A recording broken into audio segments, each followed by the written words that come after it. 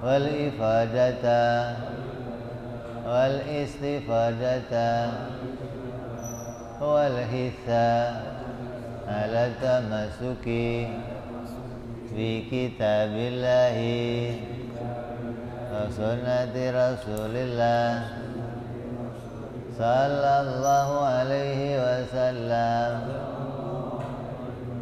wa du'a ila al-huda wa dilalata ala al-khairi ibtigha'a mardatihi wa qurbihi wa thawabihi wa husnil khatimah ma'al lutfi wal afiyah wa salahil akibah. Sana jajan sama Om Budi. Bismillahirrahmanirrahim. Alhamdulillahirabbil alamin. Wabihi nasta'in ala umurid dunya waddin.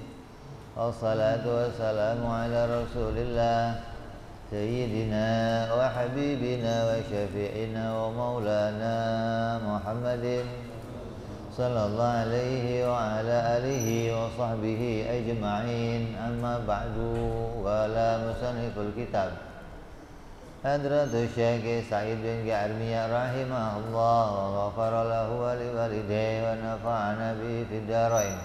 Allahumma aftah qulubana futuhal arifin wa bihidmatika wansur alaina birahmatika ya arhamar rahimin. Anterin ila anqal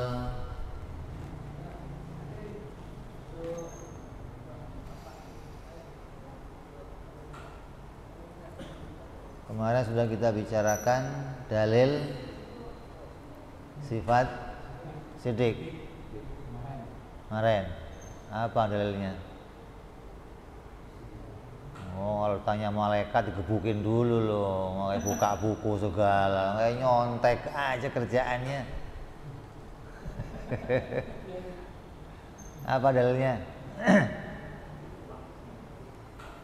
Hah?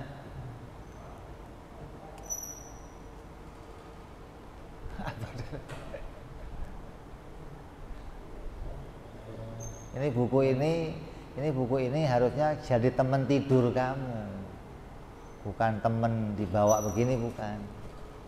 Ini teman tidur kamu. Bangun tidur baca, mau tidur baca, bangun terus sampai buku ini ada di sini kamu. Ini kalau pengen jadi yang berhasil dalam bertauhid harus demikian, sehingga kita tahu setiap sifat-sifat Allah beserta dalil-dalilnya, tahu sifat-sifat para rasul beserta dalil-dalilnya. Apabila Nabi berbohong, maka Allah juga berbohong. Adapun Allah berbohong hukumnya mustahil. Kalau Allah mustahil berbohong, berarti Nabi juga mustahil berbohong. Dalil berikutnya yaitu dalil yang menunjukkan wajibnya sifat amanah bagi para rasul alaihi wassalatu wassalam, yaitu dalilnya wajibnya sifat amanah adalah apabila para rasul sengaja mencoreng kemuliaan yang ada pada dirinya dengan melakukan perbuatan yang haram atau yang makruh. Andai Nabi tidak amanat, berarti Nabi apa? Kalau enggak amanat berarti hianat. Andai Nabi hianat, maka Nabi sengaja melakukan perbuatan yang haram atau yang makruh. Kalau ada Nabi kok sengaja melakukan perbuatan yang haram sengaja melakukan perbuatan yang makruh, maka itu tandanya Nabi khianat. Dan dengan demikian dia mencoreng kemuliaan yang diberikan Allah kepada dirinya. Maka ini adalah mustahil. Apabila demikian, apabila Nabi melakukan perkara yang haram, perkara yang makruh, maka kita sebagai umatnya juga akan diperintahkan melakukan perbuatan yang haram dan yang makruh. Kenapa? Karena Nabi adalah panutan. Nabi adalah suri tauladan. Apapun yang dikerjakan Nabi dan diperintahkan kepada kita, maka kita wajib mengikutinya. Nah, kalau Nabi kok ngelakuin yang haram, ya kita juga diperintah ngelakuin haram. Nabi ngelakuin yang makruh, maka kita juga diperintah ngelakuin makruh. Wong ini nabinya nggak pernah yang haram, Nabi nggak pernah yang makruh. Kita aja tiap hari haram sama makruh jalan terus, gimana? Ya, masih ngerokok masih. Nabi ngerokok. Ini perintah ngerokok, perintah siapa itu? Nabi nggak pernah merintah kita ngerokok aja kita ngerokok ya. Tandanya apa? Bahwa Nabi, apabila Nabi melakukan yang haram atau yang makruh, maka kita juga diperintahkan melakukan yang haram dan yang makruh. Namun adanya kita diperintah melakukan yang haram dan yang makruh, maka itu hukumnya mustahil. Kenapa kok mustahil? Karena dalam Al-Quran Allah Subhanahu wa ta'ala berfirman, Innallaha la ya'muru bil fahsya. Allah tidak pernah memerintahkan kepada hambanya untuk melakukan perbuatan yang fahsya. Fahsya itu apa? Keji, munkar. Artinya pekerjaan yang haram atau yang makruh. Allah tidak pernah perintah. Pekerjaan haram, pekerjaan makruh, ini bukan perintah Allah. Maka kalau bukan perintah Allah, maka Nabi tidak pernah melakukannya.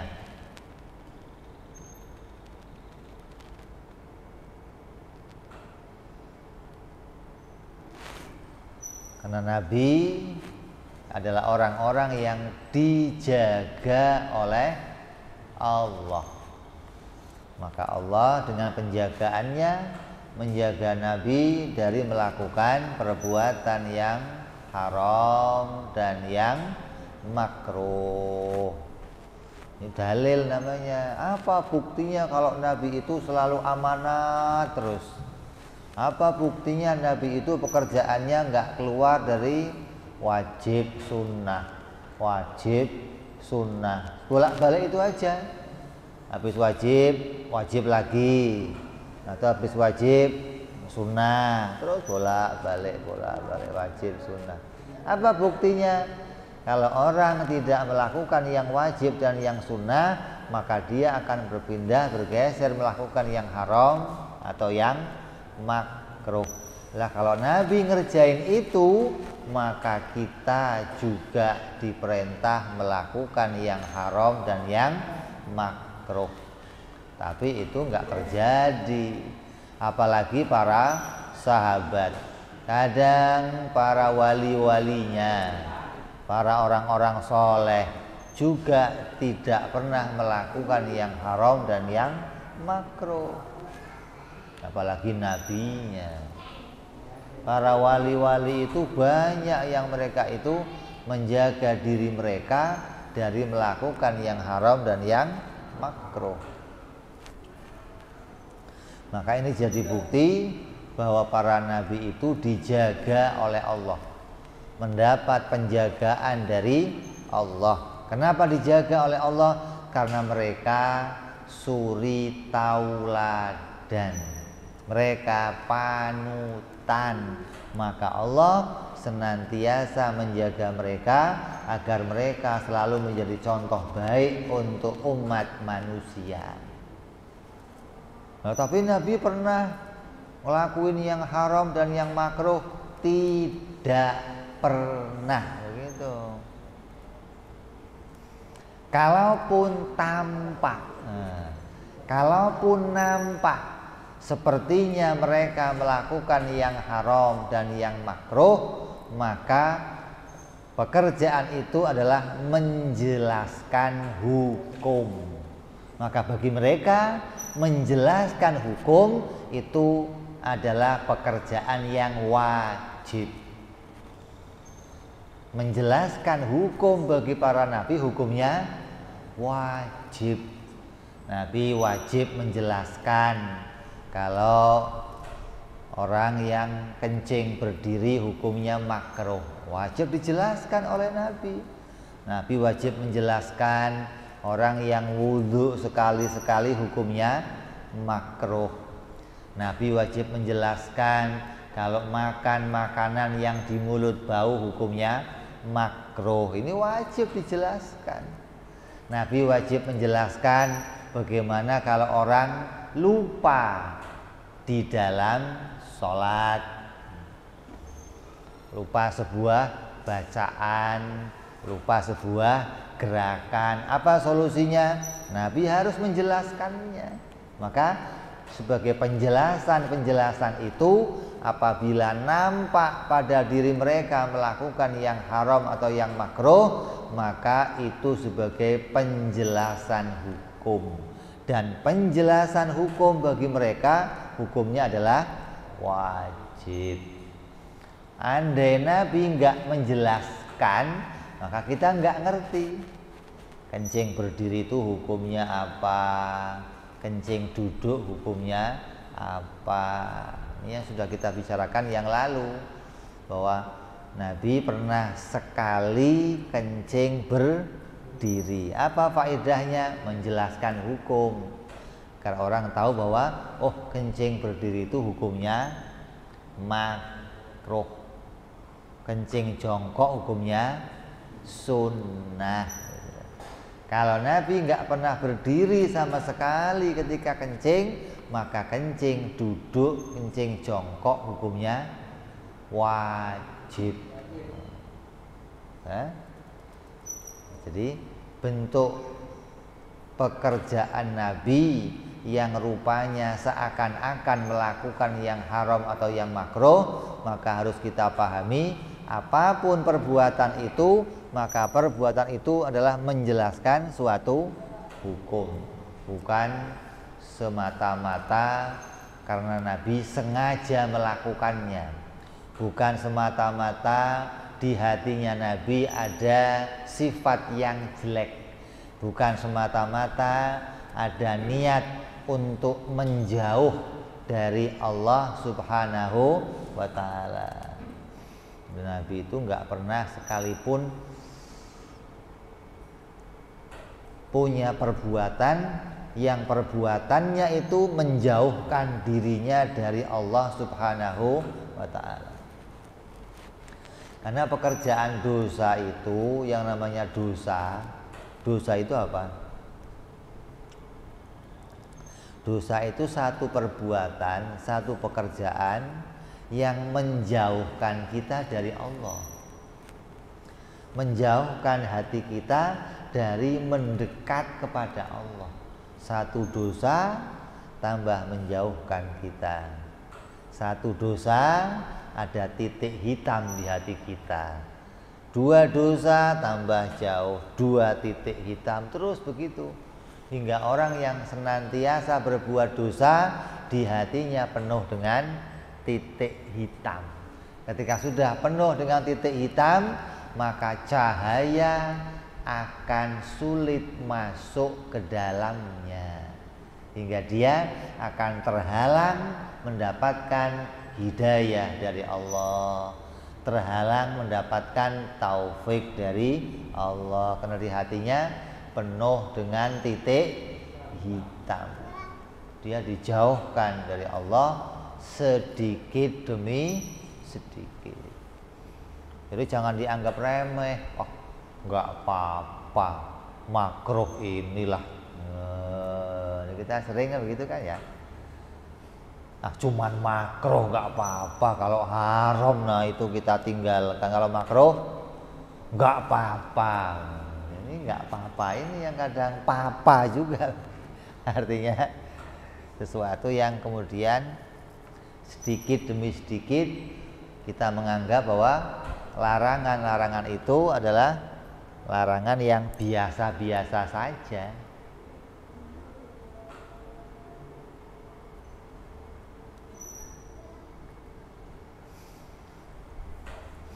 Jadi dalilnya sifat amanah adalah apabila Nabi melakukan yang haram dan yang makruh, maka kita akan diperintahkan melakukan yang haram dan yang makruh.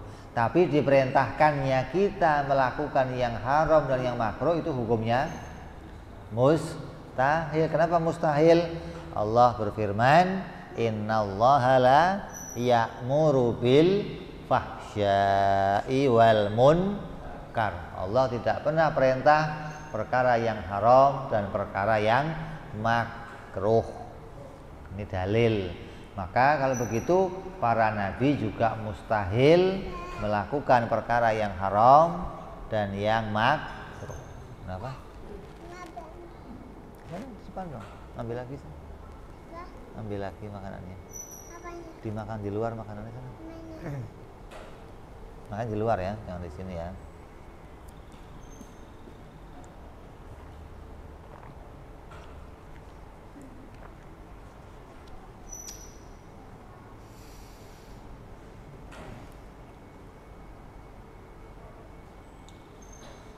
Terus yang ketiga, adapun yang menunjukkan wajibnya Nabi tabligh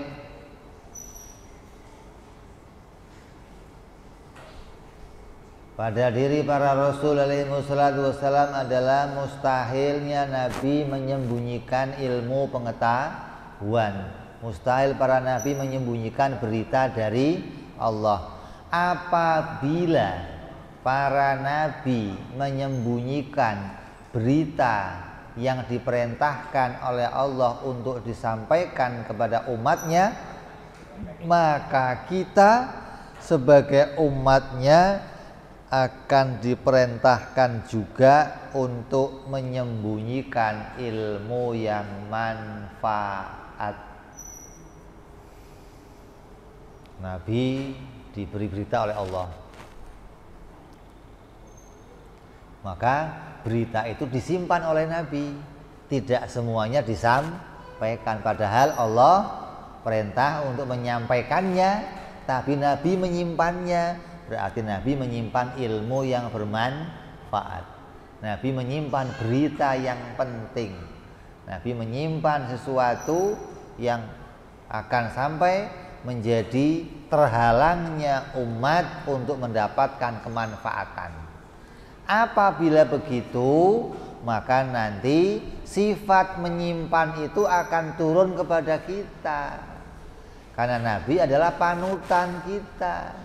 Kalau Nabinya menyimpan pengetahuan, maka kita akan menyimpan pengetahuan. Artinya ketika kita tahu satu ilmu, orang lain nggak tahu, kita simpan aja ilmu ini. Seperti siapa? Pekerjaannya orang-orang Yahudi. Kerjaannya orang-orang Bani Israel. Ini diantaranya mereka seringkali menyembunyikan pengetahuan dari Allah hingga tidak diberitakan kepada yang lain. Kenapa? Mereka menganggap biar yang lain tersesat, yang penting saya masuk surga. Ini yang kadang rusak. Padahal dia belum pernah masuk surga. Surga itu gede. Kalau buat sendirian, kegedean. Maka kamu harus ngajak orang lain. Nabi Adam alaihi salam dipindah oleh Allah dari surga ke dunia. Ingat kalimatnya ini, jangan mengatakan diusir, jangan mengatakan dikeluarkan, tapi kita katakan dipindahkan dari surga ke dunia. Untuk apa? Untuk mencetak umat, untuk membuat banyak umat, untuk mencari banyak kawan. Kalau sudah banyak kawannya gimana? Kembali lagi ke surga, akan dipindahkan kembali ke surga. Begitu. Jadi Nabi Adam dari surga ke dunia itu untuk cari kawan. Di sono berduaan kegedean. Makanya cari kawan yang banyak untuk kembali ke surga. Kalau orang Yahudi Nasrani, nggak mau. Orang Yahudi itu nggak mau orang lain masuk surga. Mereka hanya mau kelompoknya yang masuk surga. Yang lain bodoh amat. Mau masuk neraka kayak mau masuk mana terserahlah. Ini prinsipnya orang-orang Yahudi yang kita nggak boleh punya prinsip begitu. Ya, apabila kita menyembunyikan ilmu pengetahuan, maka kita termasuk orang-orang yang dilaknat oleh Allah Subhanahu wa taala dan dilaknat oleh para malaikat. Allah berfirman dalam Al-Qur'an, ulaika yal'anuhumullah wa yal'anuhumul la'inun. Maka mereka adapun halnya mereka orang-orang yang menyembunyikan ilmu pengetahuan yang bermanfaat, maka semuanya itu dilaknat oleh Allah dan dilaknat oleh para malaikat.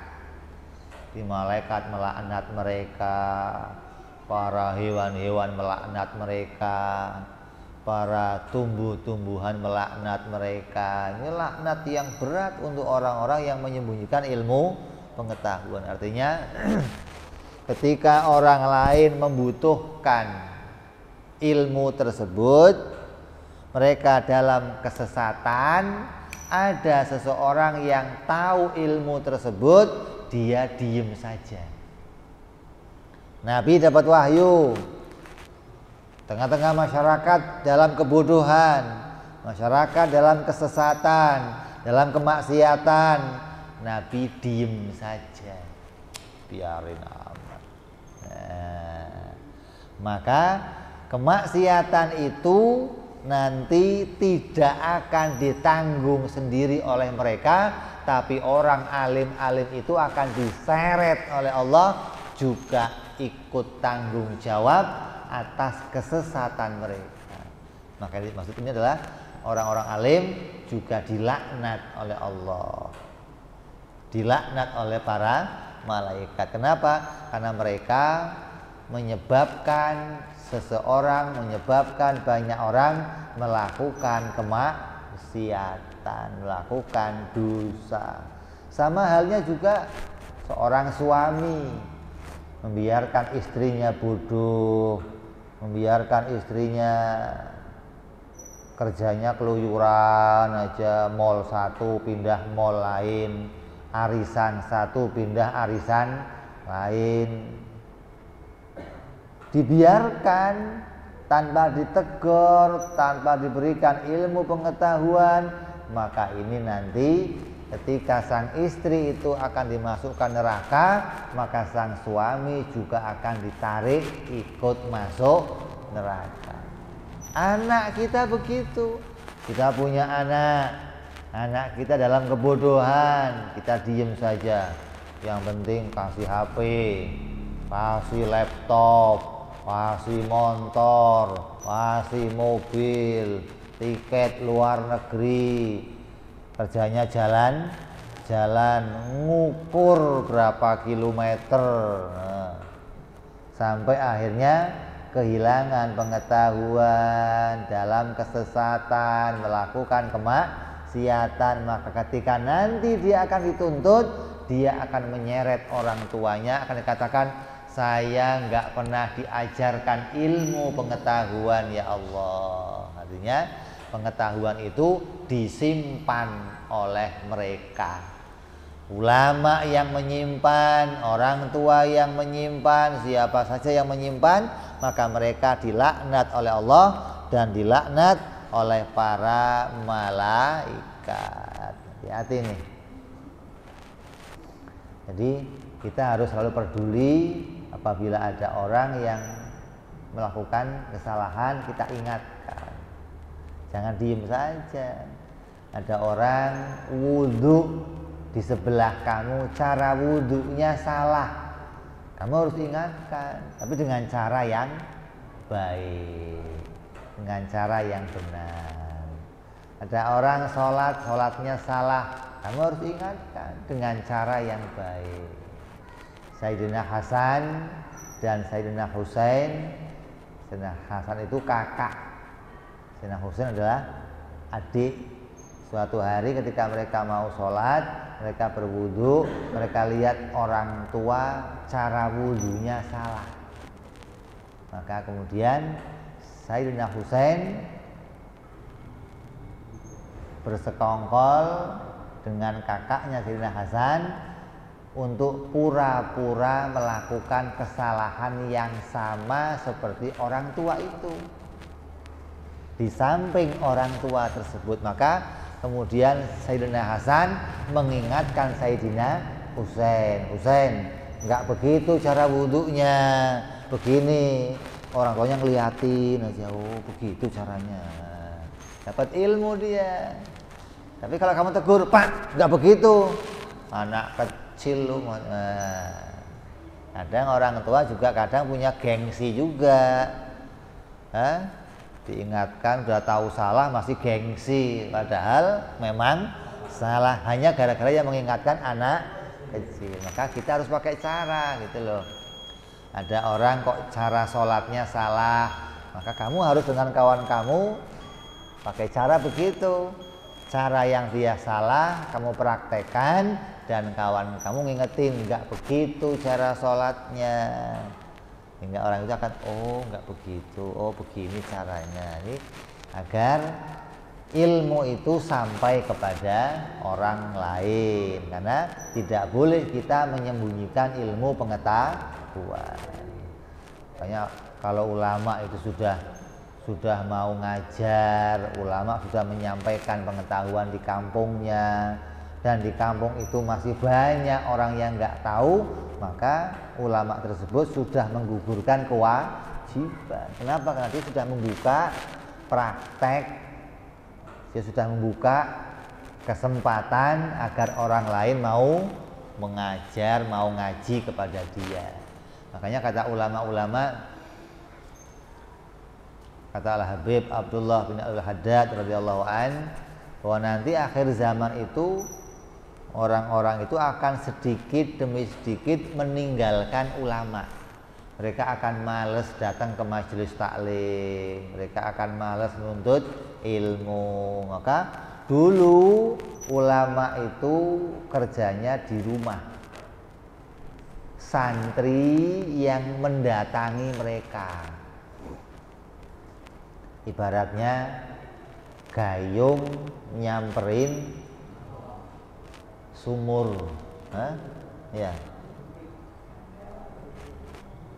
Merekanya nggak kemana-mana, di situ aja. Tapi orang lain yang menimba ilmu pengetahuan kepada mereka.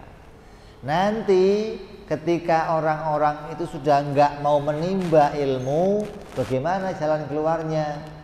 Andai sang ulama tetap bertahan di rumah, dia jual mahal, saya yang punya ilmu, maka kalian yang harus datang. Yang bodoh-bodoh juga jual mahal, saya kan bodoh, kamu yang datang ke sini dong. Ini sama-sama bodoh aja jual mahal. Kalau pinter jual mahal masih mending, ini bodoh jual mahal ya. Maka ketika dua-duanya bertahan, yang disalahkan siapa? Ulama yang punya ilmu yang disalahkan. Makanya kata Al-Habib Abdullah bin Al-Haddad, orang alim itu harus ngalah. Dia yang mendatangi mereka, dia yang mendatangi orang-orang yang bodoh tadi, agar ilmu pengetahuan tetap bisa disampaikan. Ya, dulu saya ingat di kampung saya ada Habib Segaf namanya. Tiap pagi itu kalau sudah habis subuh, habis dia wiritan di rumahnya, dia keluar sarapan, maka dia keluar masuk ke rumah-rumah ngajarin bahasa Arab. Selalu ngomong sama orangnya pakai bahasa Arab. Agar apa? Orang terbiasa ngomong bahasa Arab. Kalau nggak bisa, diingatkan bahasa Arabnya ini, ayo ngomong yuk. Terus besok begitu lagi, besok terus. Kenapa? Karena masa itu orang sudah nggak mau datang ke majelis taklim untuk ngaji bahasa Arab. Ya, mereka orang-orang yang berilmu dan peduli dengan ilmunya, ingin ada yang mewarisi ilmunya, maka dia cari orang untuk bisa menggantikan dirinya. Ini orang-orang harus begitu. Makanya kalau ada orang alim datang ke sono. Kenapa? Memang akhir zaman keadaannya begitu. Orang-orang yang bodoh itu jaga gawang malah. Nah, kalau orang dulu kan enggak. Coba orang Banten mondoknya sampai Madura, orang Madura mondoknya ke Banten juga. Padahal di Madura ada kiai, di Banten ada kiai, tapi saking mereka ingin mendapatkan suasana yang lain, kajian yang berbeda, maka anak-anak yang dari Madura dikirim sama orang tuanya, kiai-kiainya, bahkan anak-anaknya kiainya untuk pergi ke Banten. Sebaliknya, kiai-kiai Banten ngirim anak-anaknya untuk ngaji ke Madura. Ini tandanya apa? Bahwa ilmu pengetahuan harus dikejar dimanapun dia berada.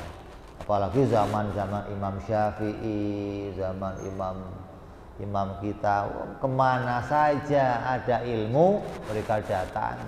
Bahkan Imam Bukhari radhiyallahu an, untuk hanya sekedar mendengarkan satu hadis, dia rela berjalan waktu 1 bulan perjalanan. Hanya dengar satu hadis dan dicatat oleh dia. Maka siapa? Pulang. Coba. Padahal dia sudah hafal hadisnya. Kenapa? Dia pengen dengar langsung dari orang yang mendengar hadis itu. Dia nggak mau katanya orang lain. Maka dia datangi orang itu, betul kamu dengar? Iya, betul. Saya dapat dari fulan, fulan dapat dari fulan, fulan dari fulan. Nah, namanya dia dapat sanad langsung ke orang yang bersangkutan. Ini ilmu yang bermanfaat demikian. Maka kita wajib menyebarkan ilmu pengetahuan. Kita wajib menyampaikan ilmu pengetahuan kepada orang-orang yang mereka dasarnya tidak mengetahui ilmu tentang agama. Dan ilmu tentang agama ini mudah dipelajari. Kenapa? Karena ulama telah membuat buku-buku panduan. Kalau dulu mungkin sulit, nggak ada buku panduannya. Zaman Nabi nggak ada kitab fikih, kitab tauhid, kitab tasawuf, kitab tajwid, nggak ada zaman Nabi. Tapi sekarang sudah ada fan hingga kalau kita mau belajar apa nih kajiannya tajwid, ambil bukunya. Oh. Apa nih kajiannya fikih, ambil bukunya. Udah jelas ilmunya dan ada kemudahan untuk mempelajarinya, ya. Jadi ini dalil sifat amanah bagi para rasul dan dalil sifat tabligh bagi para rasul alaihi wassalatu wassalam. Insyaallah kita lanjut yang akhir nanti bicara dalil sifat fatonah dan dalilnya perkara atau sifat jaiz bagi para rasul alaihi wassalatu wassalam, pertemuan yang akan datang insya Allah. Kalau pertemuan yang akan datang kita nggak ngisi, rencana memang saya mau ke Pekalongan. Bila nanti pertemuan berikutnya sekalian penutupan pada minggu pertama ya, insya Allah. Wallahu a'lam bis-shawab. Wa ila hadratin nabi. Al-Fatihah. A'udzu billahi minasyaitonir rajim. Bismillahirrahmanirrahim. Alhamdulillahi rabbil alamin arrahmanir rahim maliki yaumiddin. Iyyaka na'budu wa iyyaka nasta'in ihdinas siratal mustaqim siratal ladzina an'amta 'alaihim ghairil maghdubi 'alaihim waladdallin. Amin. Ya Rabbana i'tarafna بأننا اقترفنا وأننا أسرفنا على لظى أشرفنا فتب علينا توبة تغسل كل حوبة واستر لنا أوراتي وأمن رواتي واغفر لوالدينا ربي ومولودينا والأهل والإخوان وسائر الهلان وكل ذي محبة أو جيرة أو صحبة والمسلمين أجمع آمين ربي اسمع فضلا وجودا منا لا باكتساب منا